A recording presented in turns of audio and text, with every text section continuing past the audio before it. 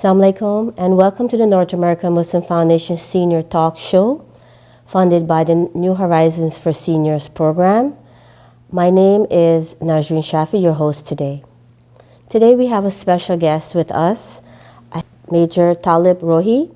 He is a very intricate part of the foundation of North American Muslim Foundation.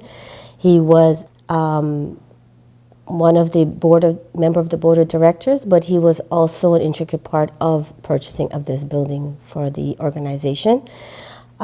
We'd like to welcome him today. We also have to mention that he was former Army officer in 1978. Welcome to the show today. Thank you very much. Assalamu alaikum rahmatullah barakatuh. It's a pleasure to be here in NAMF, and I do appreciate you inviting me here for this interview, which is my first experience being on the camera. Welcome. So, what do you want from me, or what can I say to? We're here for you to share your knowledge with us and also to just tell us your story. I know you have been an instrumental part of this organization, and we appreciate you coming and joining us today. Yeah. The first thing we would like to start off is tell us a little bit about your journey to Canada. What year did you come, and how was it for you and your family? Yeah, we immigrated to Canada in 1996, so it has been almost 26 years now, quarter century. Mm-hmm.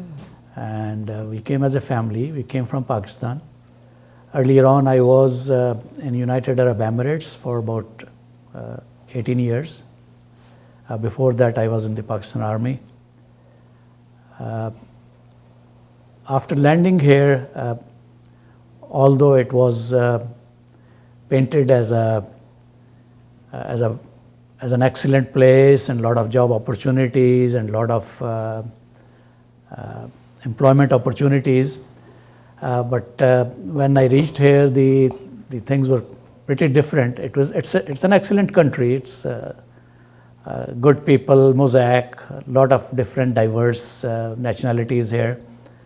But reaching here at an age which was like getting into early retirement, seniors or early retirement age, it became a real big challenge to get adjusted here and to find a job.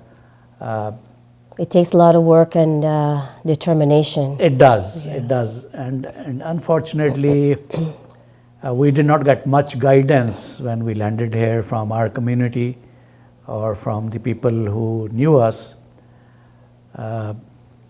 So we had to really find our way ourselves, and that really helped. Made you stronger. Yeah, it made you stronger. It made us stronger. So that was the time when the IT was taking off when we came in. So I had to struggle a lot. I did a lot of IT courses, networking and stuff, and opened my own IT school. Oh, mashallah.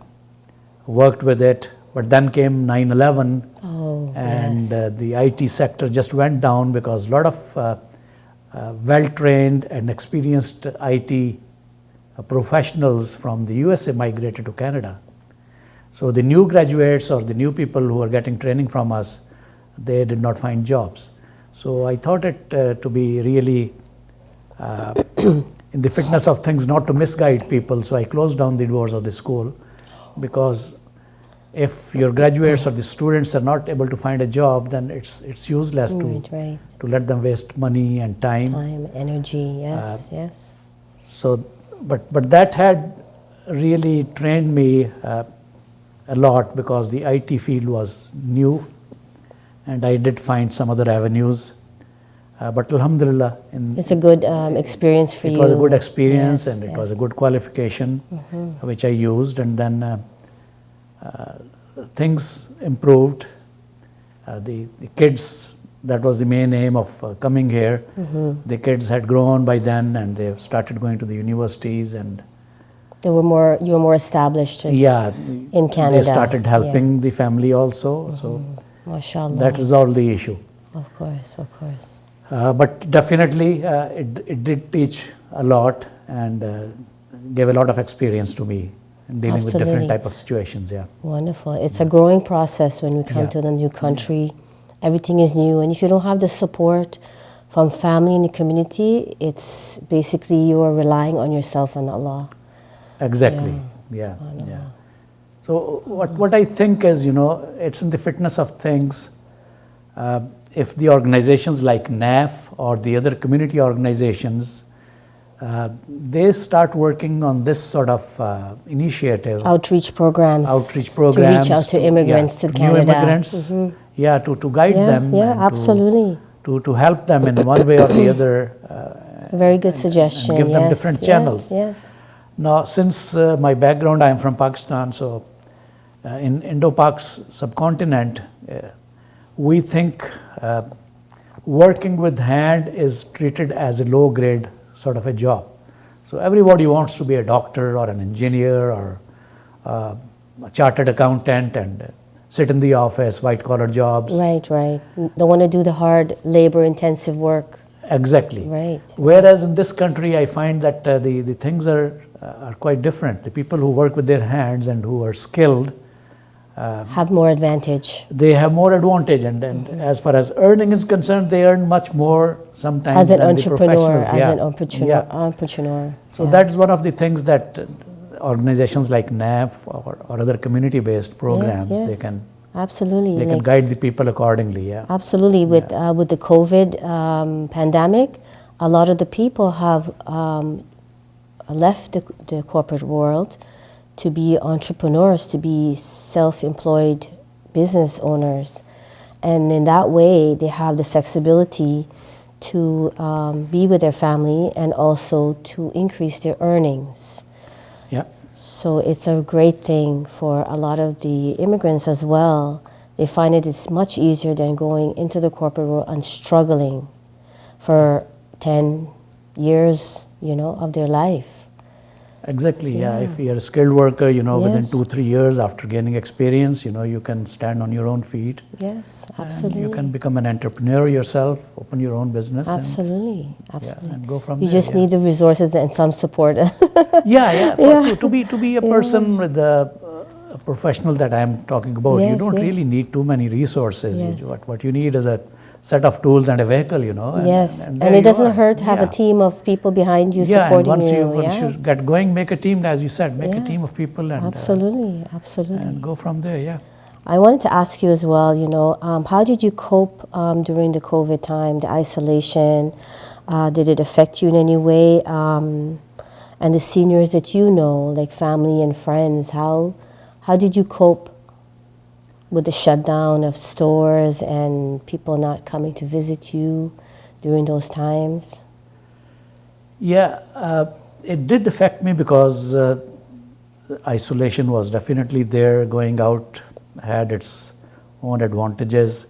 But then, as far as personally we lived in a combined sort of family. So from that perspective, it was not affecting me too much because we were You had all the support, together as yes, such. We had right. the family support. Right, right. But definitely some of our acquaintances or friend who were living husband-wife, they did have problems. But again, it depends on the individual situations. Some of my friends who were feeling isolated now, they were living in condo buildings. So condo buildings, to some extent, they compensate. You have your neighbors, Yes, you have the yes, known people, yes, and yes, you're going yes. up and down, and you meet them and say hello, hi. Absolutely, and, absolutely. Yeah, but it did affect. But it was up to individuals to find ways if they felt lonely or isolated. Yes, it was up to yes, them to yes. find ways of doing things. Absolutely. I would like to mention a point here because I think it is worth mentioning, and it is worth some of our seniors who do feel isolated or cut off from the world. At times, even without COVID, there are some seniors who feel lonely and isolated, They just need a phone call or somebody to just reach out to them, to go visit them, see their situation, and see if you can just pick up some groceries or take some food over for them, sometimes when they're sick or not well. Yeah. Yeah. Exactly. Health is a big issue. Yeah. If you are able to walk around, or if you are able to drive, driving is a big blessing. Yes, if you can drive, it's essential. You can move around, for you can go independence. places. Yeah. You become independent. But even if you can't drive, you can always try to find some ways to keep yourself busy. With the social media coming up, a lot of forums, lot of groups being formed.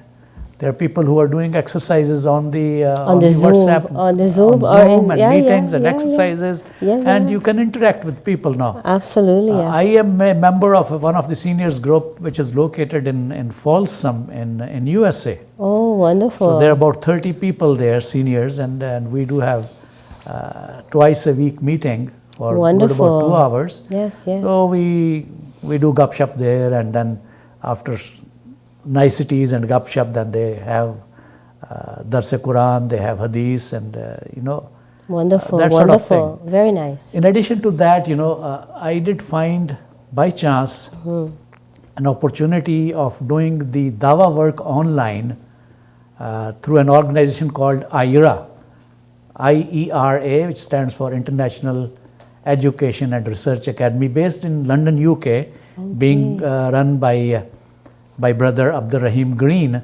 who was a US convert Christian to Islam. Yes, I've heard of him. So he established that organization, and during COVID days, because they used to do dawa on the street, in COVID days that was all stopped.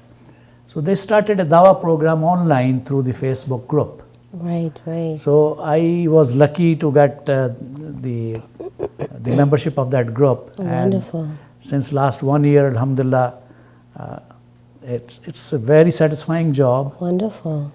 We do get a lot of traffic on Facebook. They do Facebook ads, and right. So you're very involved, and I do try to have remain involved. Groups that you connect with that keeps you active and involved. Yeah. That's amazing, mashallah. Yeah, and in the past about a year that I have been member for this group, for Dawa group, mashallah. I think at least 30 people have been converted. Oh, very nice, mashallah. And that gives me a lot of satisfaction, internal satisfaction that I'm doing some productive, some good job, And you can see the benefit of it as well. Exactly, alhamdulillah. Alhamdulillah. MashaAllah. I want to also touch on the medical services that was available to you during COVID. Were you able to call your doctor and get appointments, or were you able to do virtual sessions with them if there was any need? Yes, so the family doctors were pretty accessible during the COVID days, especially if somebody did suffer the symptoms and they reported to the doctor, they would right away give the appointment, next day appointment, same day appointment online through the telephone consultation. Yes. Yeah, so I think it was pretty good, pretty well handled. But if it was like something not COVID related or some chronic sort of disease, it was very difficult for them. Then it would become difficult, and then appointments with the specialists and consultants, that's always a problem in Canada. Of course. I know people who have been waiting for years, 1.5 years, to get an appointment with a specialist. So this thing is ongoing. And this has to be addressed by the government, And the hospitals are being saturated with so many patients coming in for different reasons. So they're not able to give the time and the effort to every person that comes in. Yeah. So that's why it's so important for families to spend time with the seniors in the family, connect with them, see what needs they have, see if you can, help them in any way, take them to appointments. We do know that the government has services such as the Wheel-Trans that picks and drops the seniors to their appointments and take them back to their home. But it is time consuming for them to do it.